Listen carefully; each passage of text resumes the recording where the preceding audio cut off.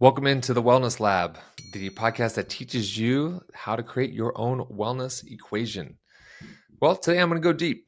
And if you are someone that's triggered by the word psychedelics, ayahuasca, DMT, psilocybin, MDMA, then this one is not for you. But you know what? Let's dive in and let's talk about psychedelics.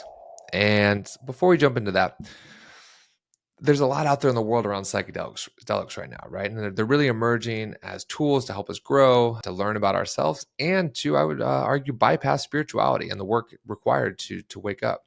So if you've wondered, are psychedelics for me? What type of psychedelics should I start to experiment with? Or maybe you're an experienced psychonaut like myself, and you'd like to start to take yourself deeper into deeper aspects of yourselves, or start to understand who you are more, and maybe you have some fears around what this could look like. Well, hopefully I can share some of that today.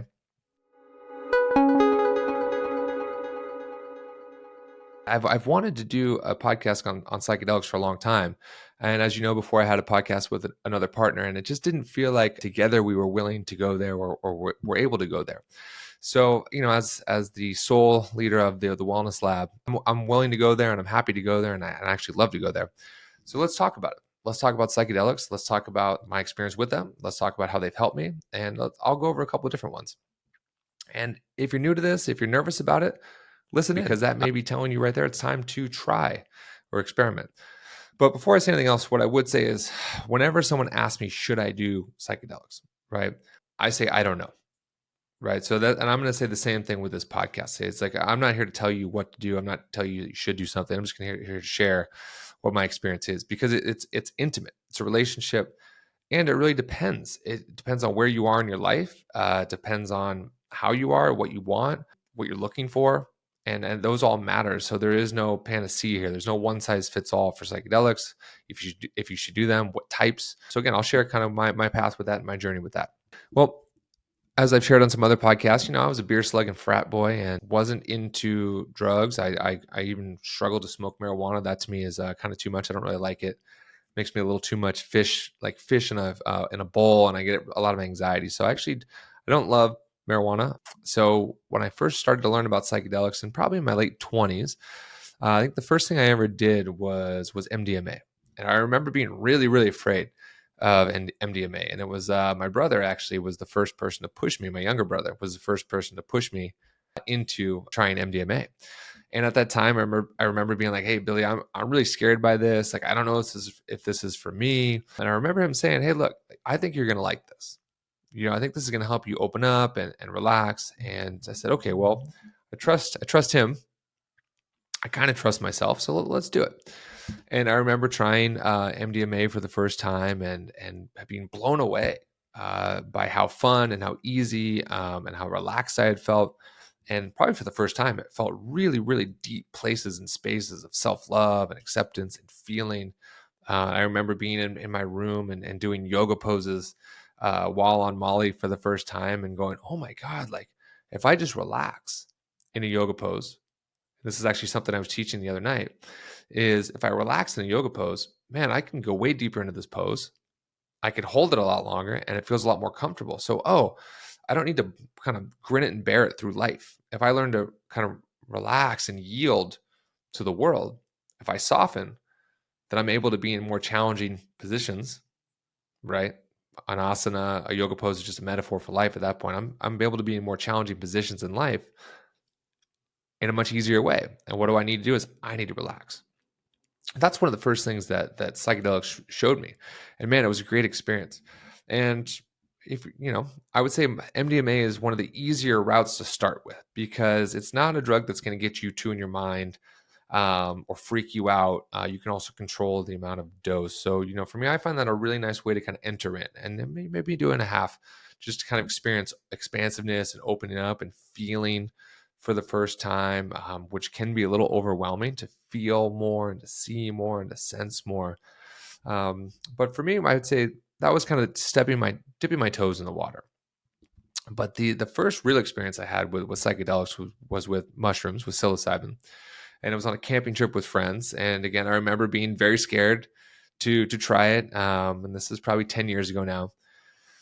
And my friend's got a bunch of mushrooms, and we're camping. And, well, how much do we take? He goes, here, take all this. So we take it all. And, after an hour, it starts to kick in, and there's this anxiety around what's going to happen. You see these things on TV or in movies when you're a kid, of people freaking out and having meltdowns and seeing dwarves, and quickly you start to realize, like, oh, well, this isn't necessarily true. What I was projected upon was fear by media or the government to control me.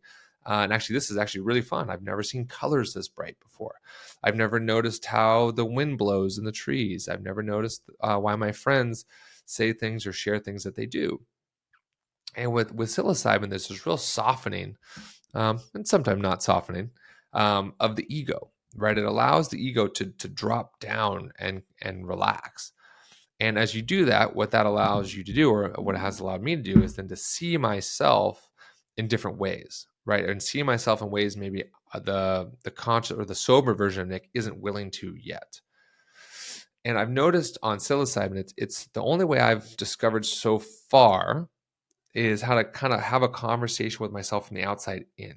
So I get to almost see myself in a whole different way and go, whoa, I didn't know I was doing that. I didn't know I was acting like that. I didn't know I was saying that. And this can be sobering. It can be very unnerving to start to peel back the layers, the onions of yourself, and start to honestly have a look and go, wow, okay, I don't love these parts of myself, or I don't like the way I'm acting, and I want to start to make change.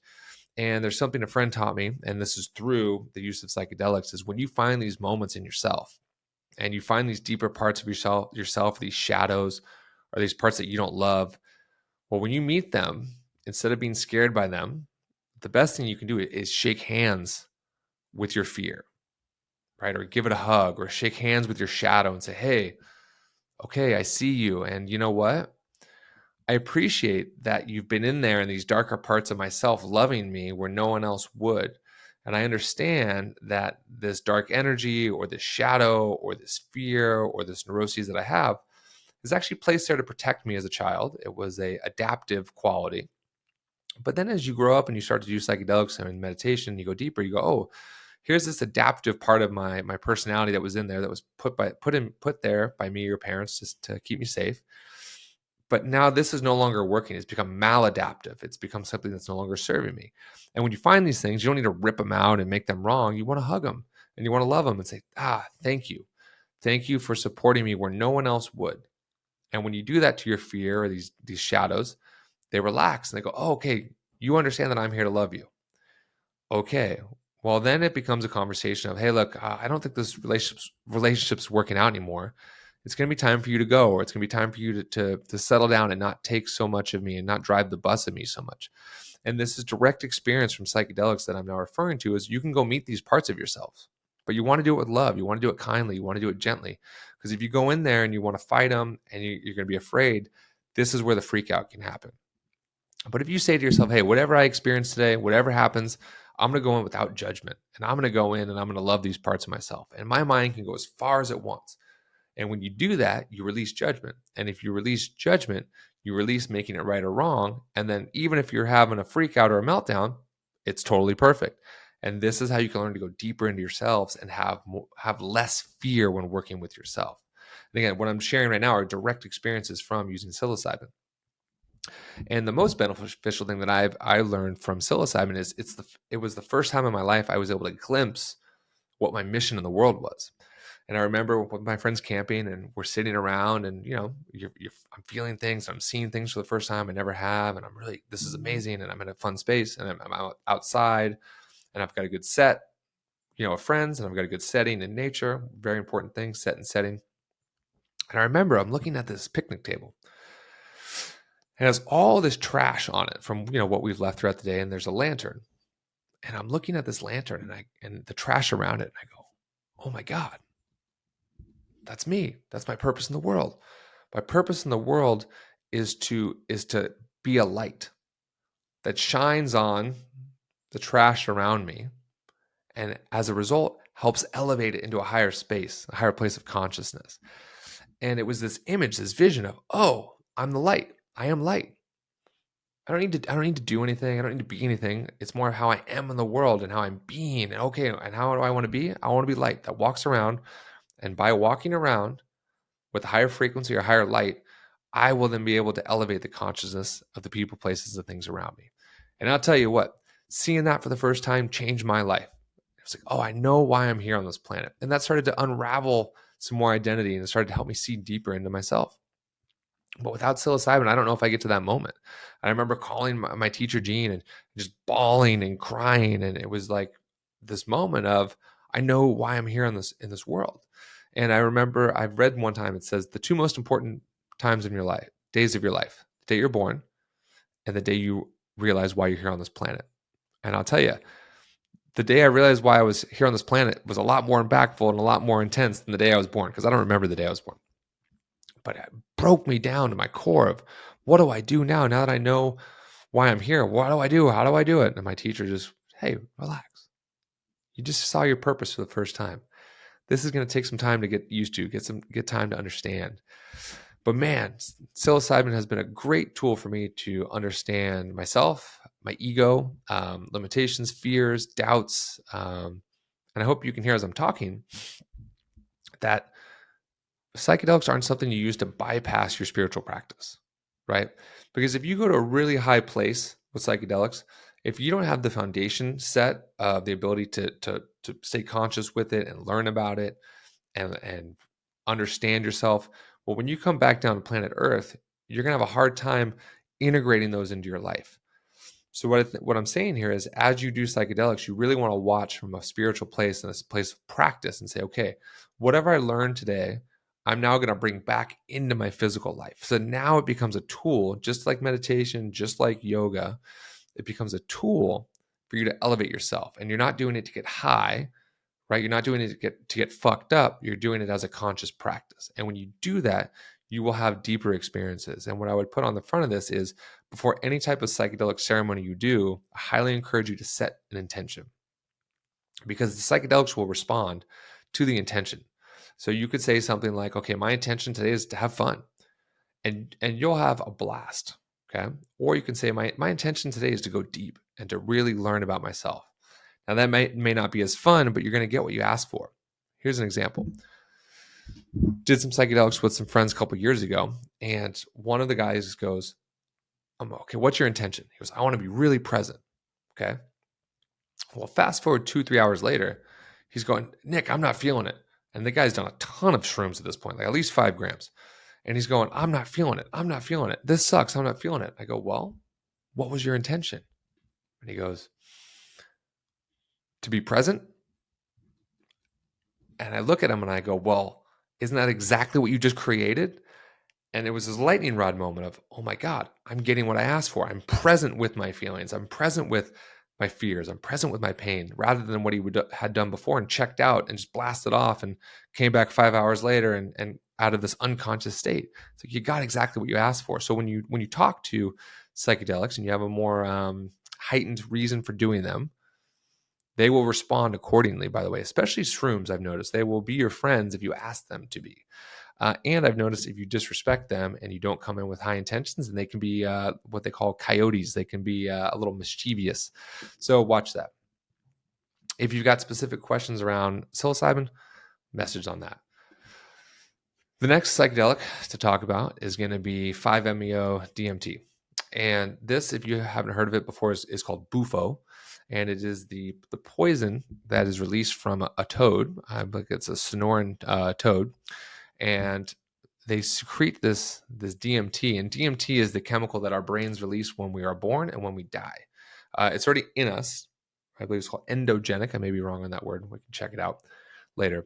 But it's already inside of us. So you're not introducing anything to your system that it doesn't already have, but you're releasing a ton of it. And DMT can be almost like a key to consciousness. So there's nothing like this I've done before.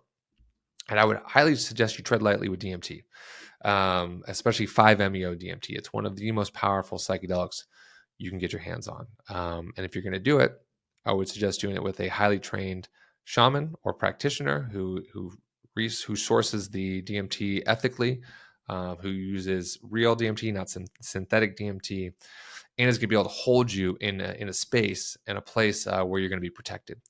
So DMT, what you do is you smoke it, and it's like this flaky stuff, and you smoke it, and I'm tell you right now, before the first time I did it, I had to have a come to Jesus moment with myself and say, okay, I don't care what happens today. And this is 3-4 years ago. I was at a place right when I was about to turn 40, and I was starting to go through a metamorphosis, and I was getting extremely unhappy, and I couldn't quite figure myself out anymore, and it was like my skin that I was living in wasn't fitting anymore. So I was at a space and place where I was ready for transformation, and part of that, I was ready to blow up my business, potentially blow up my marriage, potentially blow up my life. And some of that for me is pattern, so I have to be aware of that. That's something that I have a tendency to do when things get tough or I get upset. But I got to this place of, okay, I feel like I can no longer figure myself out. And whatever I'm doing is not working. Whatever I was doing in my 20s and whatever I was doing in my 30s, even though those things serve me, they no longer are. So they become maladaptive. And I was sitting with a friend and he goes, I don't know what's wrong with you, man, but it's like your skin doesn't fit anymore. And when he said that to me, it clicked. I'm in a metamorphosis. I'm transforming. I'm moving into my 40s. It's time for me to be different. Well, that's when I kind of knew for me it was time to explore some deeper psychedelics. So I started to hear whispers around this medicine called DMT through a chiropractic friend that I'd known for 10 years, and he sends me to his shaman. And before I did this ceremony, I could feel it in myself right now. I remember saying, like, okay, I don't care what happens. If I die physically, if I die spiritually, if I die emotionally, I'm ready. So I had to be at a place where I was ready for any outcome, because I was in a place where I knew that whatever my current life was doing, it wasn't working, and I didn't care what was on the other side of that life. All I knew was this wasn't going to work anymore, and I needed something different. And I find that's when we make true transformation. It's when we go, I don't even care what the other option is. I know the other option's better than this current moment. That's when we're ready to shift. So I was in that space. And I remember doing DMT and being scared out of my fucking mind. And I just told myself, okay, you're going to go in with some tools today. You're going to go in with non-judgment. You're going to go in with, you're going to allow anything to happen that will. And if you need to, your ultimate tool is going to be surrender. You surrender to anything, to the moment, to God, to yourself, to the medicine. And you go in with that type of warrior spirit. And I had to kind of prep myself for this. And I go into this first ceremony and did the first round of DMT. And there's nothing like this that I've ever experienced. You go from stone cold sober to beyond high to almost unconscious in a second. You inhale, you hold it for 10 seconds, and the second you exhale, you're gone. It's like a rocket ship up into the cosmos. And what I noticed is my front of my mind was like a steel helmet. And I said, oh my God, I knew I was stubborn, but I had no idea I was this stubborn. So what the first round of DMT showed me was how hard-headed I am, how much my ego refused to let go, how much it was afraid to let go of its attachments, and how much it was afraid to let me go because it thinks I would die if it allowed me to go past its limits. And I got to this space of oneness, of light, of universal connection, and then come back. And what's very interesting about DMT, it could be 5 minutes, could be 15 minutes, but 5 minutes felt like 15 minutes the first time I did it. And then you do rounds with the shaman. So the second round I did it, it felt like, 15 minutes and it was 5 minutes, or it felt like 5 minutes, it was 15. But the second time I did it, she had to double my dose.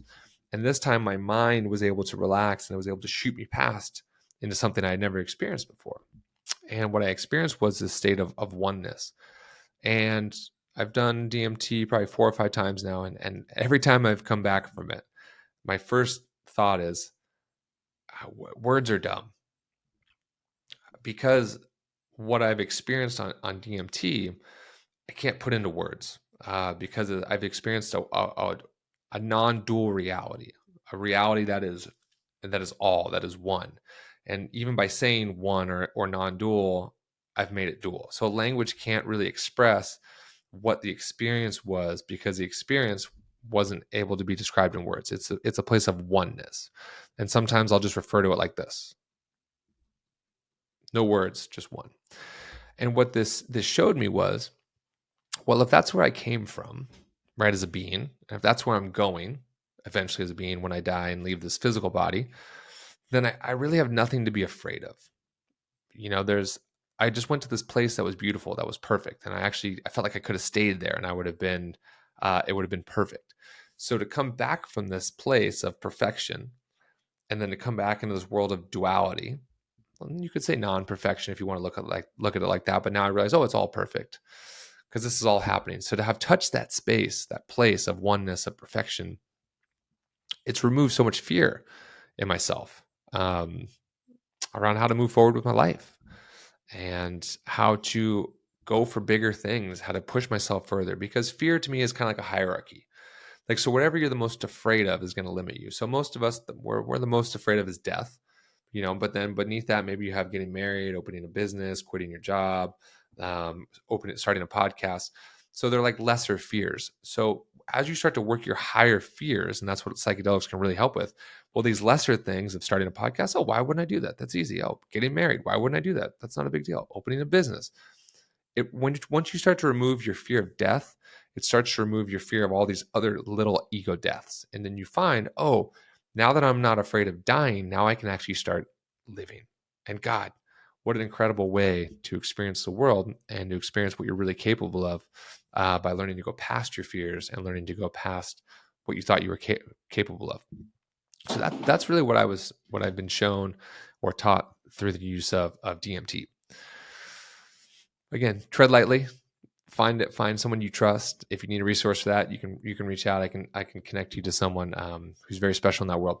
But I would say DMT has unlocked my fears. It has opened my capacity to live more, to love more, and also to take bigger risks. Because at the end of the day, now I don't see them as risks because I understand I'm only going back to the place I came from. So there's nothing really to worry about.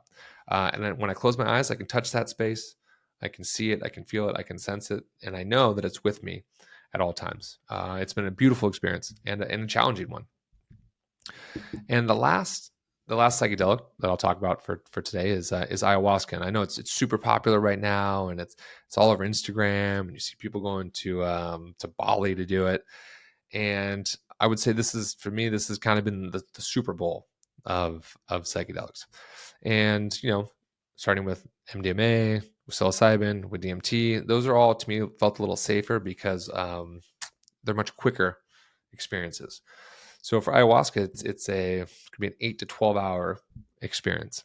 And for me, what I chose was for my 40th birthday was that I would go to Peru and I would find a shaman and I would go on what's called a misogi.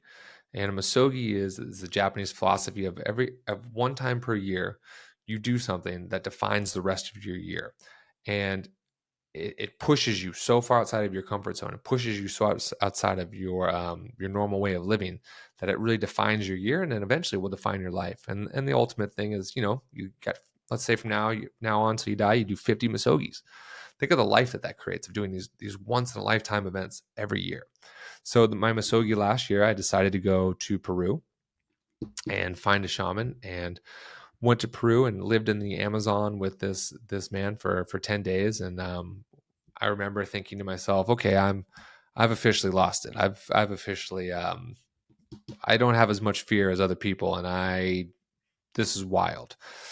And the first thing about ayahuasca that I noticed was it brought up a ton of fear in myself and fear in others. I can't tell you how many people said, okay, Nick, when you go to Peru, don't die. Be safe. Make sure you come back.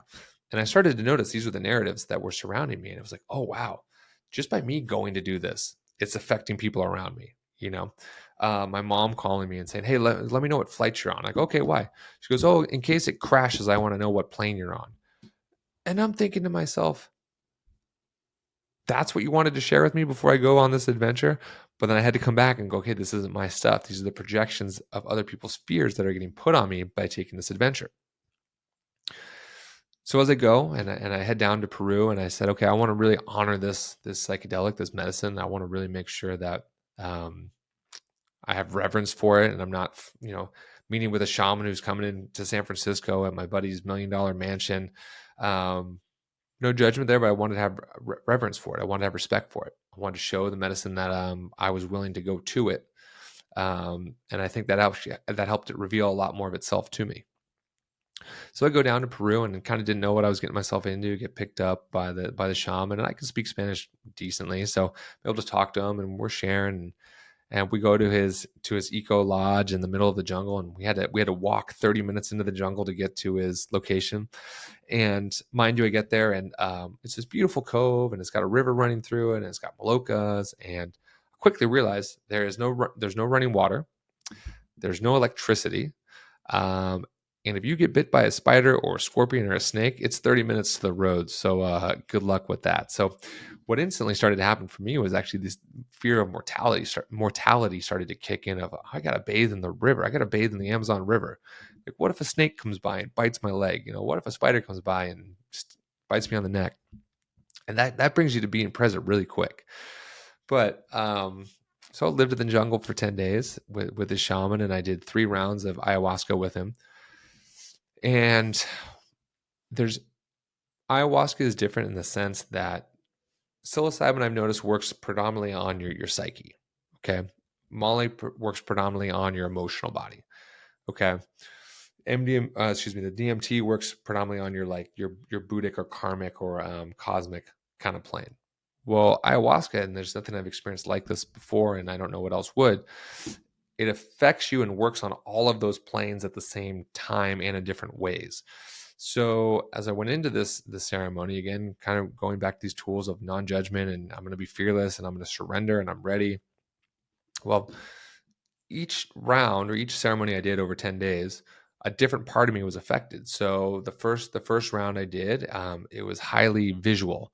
So I was getting lots of visuals and teachers coming to visit me, and I was starting to develop this communication with ayahuasca, with the medicine itself, and it really showed up to me as a really strong teacher. And as it started to show me where I wasn't present, it started to show me my fears, it started to show me my doubts. And I remember sitting in the jungle, and I'm in this giant teepee with the lights out, and it's just me and the shaman and his apprentice. And I remember sitting there and feeling so sad and so alone, and going, I miss my home, I miss my wife, I miss my dog, and there's nothing I can do about it right now. I'm here. I'm in the jungle, and I can't leave. And even if I wanted to, I'm 30 minutes to the road, I'm an hour to the airport, I'm 10 hours to home. There's nothing I can do in this moment except to surrender to how sad I feel, how alone I feel, how much I miss the people I care about, and to sit with that. Fuck, what a powerful experience. I mean, when's the last time we sat with that type of pain? Like, I'm so sad. I miss them so much, and there's nothing I can do. I can freak out, or I could sit here and I can feel it. And wow, what a beautiful experience. And then, the next rounds I did, the next round started to be all physical. And for if you ever seen the movie The Matrix, when Neo's getting shocked as he's learning like Tai Chi and Judo, I was getting shocked physically for about 5 hours, nonstop, just convulsions, convulsions, convulsions, right? But nothing mental. So I started to realize, ayahuasca, its first round kind of worked on my mental body and my emotional body. Now today it's working on my physical body. Okay. And then the third round I did, it started to work on my spiritual body. And I was stone cold sober. I could have drove a car. I could have left, but spiritually I couldn't move. And I was connected to cosmos and to gods, and connected to beings that were downloading and transmitting information into me. Again, words don't really do it justice. What I realized about the ayahuasca was it was healing me on all these different layers, all these different kind of planes and fields. Since living in Peru last year, I've lost 30 pounds. So my physical body is transformed. Lost a ton of weight. I'm the healthiest I've been since my early 30s. My strength's up, my testosterone's up, my happiness is up. My overall well-being has improved drastically. And the biggest thing that living in Peru and ayahuasca showed me was this world we live in a city, we have no idea what actual health looks like. We have no idea what optimal health looks like. And then to touch that, that's really what I was able to bring back of, wow, if I focus on my nutrition, if I focus on movement, if I focus on mindfulness, and I take care of this physical body, then my ability to go into a higher space and place spiritually will exponentially grow. And it had showed me that there's all these different planes and all these different realities that we're living and we're not quite aware of. And ultimately, what I would say, what ayahuasca and DMT have showed me is I always used to hear people refer to psychedelics as medicine. And I would judge and go, okay, yeah, medicine. Okay, yeah, whatever. And after taking these medicines, I can now say, wow, they've healed me. They've healed me mentally, physically, emotionally, and spiritually in ways that other things couldn't. And maybe what I've learned the most about psychedelics is it's like they've taken wires inside of me that weren't congruent or like weren't quite plugging into each other, right? And they just go, oh, all you need to do is this. And the things that I was trying to figure out myself that I couldn't at the time were almost figured out for me, right? In this kind of co-creative space of surrender and letting go. And I can feel that in my system as I'm talking, and my voice has changed, that what reverence I have for these medicines and what they've done for me and what they've done for others, and how they're powerful, and you need to respect them and love them, and trust them, because they're going to show you things about yourselves that um, maybe you didn't know were in there, maybe you didn't want to see, maybe you knew you were, but you thought no one else would notice. So you be ready and willing to go in and to love yourself and be deep and present and shake hands with these fears, and also find people, practitioners that you really trust, that are vetted. Again, if you need some resources, let me know. I can help here. Don't find someone who just learned how to be a shaman on a course. Go find people that this is their life. They devoted themselves to this work, because there's energy here that you don't want to mess with, and you want to have respect for. So I hope this has been helpful. Some of the shares around psychedelics, how they've helped me grow, how they've helped others grow, the reverence required for them, of meeting these deeper parts of yourselves and shaking hands with them, and loving them, and ultimately using tools like MDMA, psilocybin, DMT, and ayahuasca as tools to help you grow spiritually, not to bypass your work, but to go to these higher states of consciousness that then you can bring back parts of them into your daily life, into the stage that you're currently playing at. So then now you become more elevated, more conscious, more enlightened at this current stage of your existence. And if you can do that, you'll slowly start to go up these rungs of conscious evolution, and not bypass them, because that'll catch up with you in the end. So you use these as tools to help accelerate your spiritual growth, to help accelerate your physical healing, and then bring them back into the world, use them in yourself, and then take the teachings that they give you and then go share them with the world. And if you do that, that's how you're going to help yourself grow, help your community grow, and help the world and the consciousness of the planet grow. So I hope this has been helpful for me to share some insights, some vulnerabilities, some personal experiences with psychedelics. As always, I don't ask for anything on this podcast. I don't charge anything. I don't run ads. All I ask is that if you liked it, if it resonates with you, subscribe, like it, and then share this with someone who you think is going to help them elevate themselves, elevate their health, their wealth, their happiness, and their peace. And if we can all do that together, we'll make this place one better place, one conversation at a time. Thanks for checking in, and until next time, much love.